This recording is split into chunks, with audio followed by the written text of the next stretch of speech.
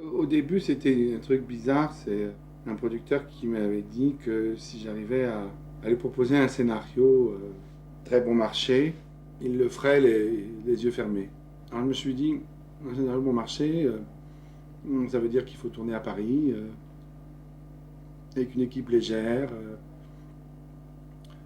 un peu comme on fait un reportage. Et puis un jour, on parlait comme ça de ça avec Modiano ici, à la maison. Et puis on a en commun qu'on a le même âge à peu près et qu'on a vécu, on a été un peu initié comme ça à la vie dans le début des années 60, le cinéma de la nouvelle vague. Est-ce que tu penses à la mort quelquefois? Moi j'y pense sans arrêt. Michel, Je voudrais recoucher avec toi. je vous regarde jusqu'à vous me regardiez plus. Chacun, on avait perdu nos pères, nos mères étaient comédiennes. Enfin, il y avait des tas de trucs marrants comme ça qui nous rapprochaient. Et puis aussi le goût, probablement, pour, de se souvenir, de penser à tous les gens qu'on avait pu connaître. Enfin, tout ce qui était un petit peu la couleur de cette époque. Alors je ne sais pas comment exactement c'est parti. On a commencé comme ça, à parler de personnages.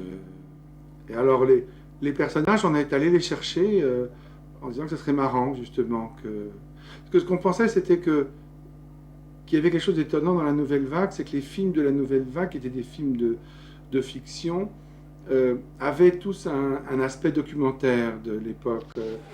C'est très curieux parce que quand je voyais même les premiers films de Godard, quand je voyais le Paris ou même Adieu Philippines ou des choses comme ça, j'avais l'impression que j'avais une vision rétrospective, j'avais l'impression que je le voyais déjà au passé, je me disais que...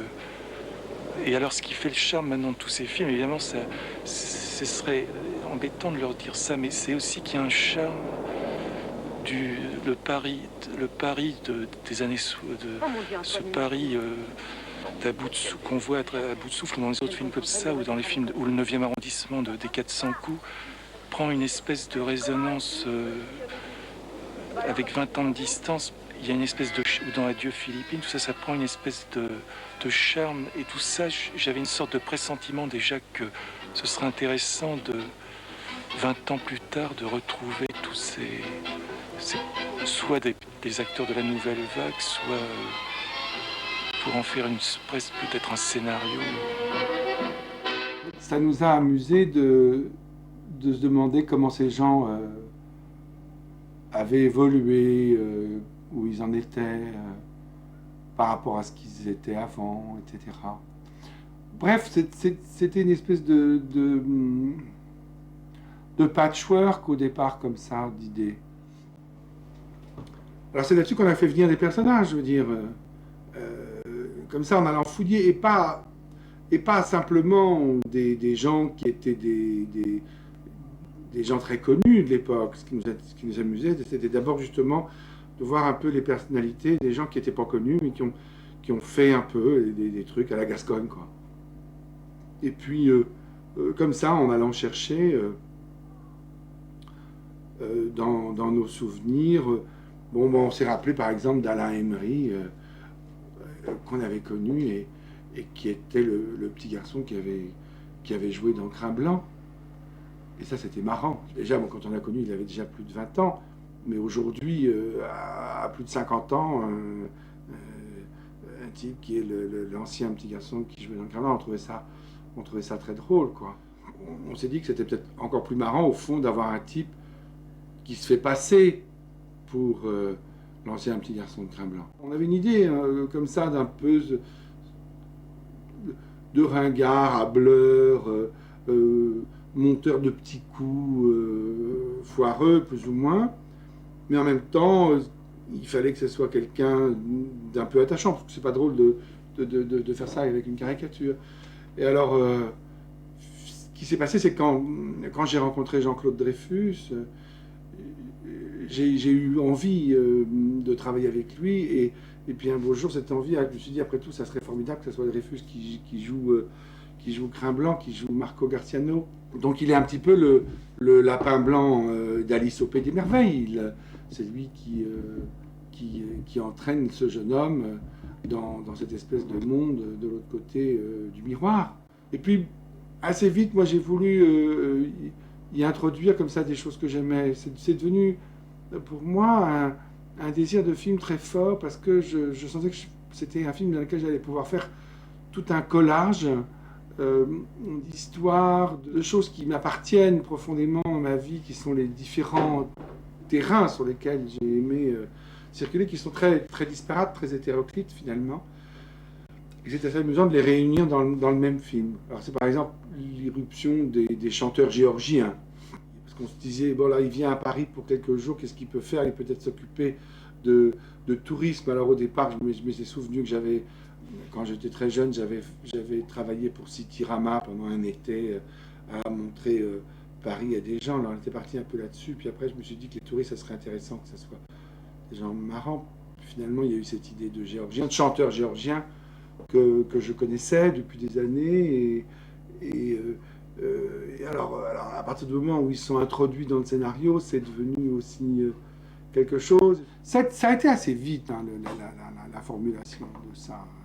Je pourrais te montrer les premières notes, les premières pages écrites avec Patrick. Le travail d'adaptation et le travail de dialogue, bon, il s'est fait avec le temps. Avec le temps. Même pendant le tournage, il y avait des rôles jusqu'au bout. Je ne savais pas très bien si quelqu'un allait le faire ou quelqu'un d'autre parce que, bon, c'était pas sûr. Et puis, il y a eu des gens où de ce coup, j'ai eu envie qu'ils soient dans le film alors que c'était pas prévu du tout.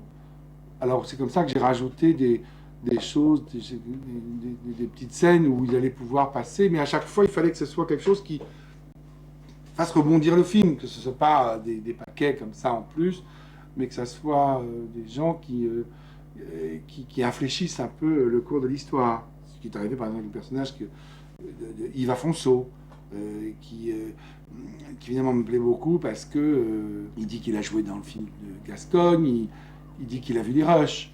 Et la vérité, c'est que Gascogne n'a jamais tourné ce film. Mais comment ça, jamais tourné? Mais j'ai joué dedans, moi.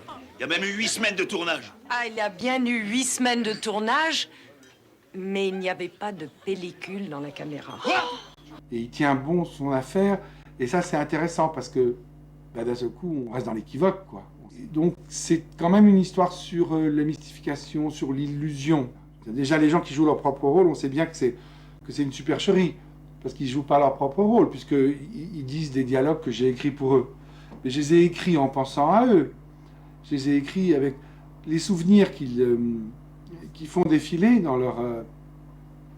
leur récit, sont des mélanges de souvenirs vrais que je leur connais, parce qu'on les a eus ensemble, par exemple, et puis de choses qui sont tricotées avec ça, et qui font que c'est tout à fait... En fait, tout est complètement imaginaire, avec, comme toutes les choses imaginaires, c'est-à-dire qu'il y a un composite de choses vécues, etc. Mais là, on force le trait de l'illusion parce qu'on essaie de faire croire que les gens jouent leur propre rôle, et on tourne un petit peu comme un documentaire pour accuser encore, parce que l'écriture du cinéma, elle est importante. Les gens, ils regardent la télévision, ils regardent les films, etc., ils regardent des documentaires, et c'est des écritures qui sont différentes, et on a voulu choisir une écriture, justement, qui n'était pas l'écriture classique du cinéma, de fiction. Et voilà le travail. Je termine sur cette image de Jean-Jacques Fleury et Jean Rouch, le premier ayant initié le second à la virtuosité de la caméra à 16 mm, bienfaitrice de la nouvelle vague.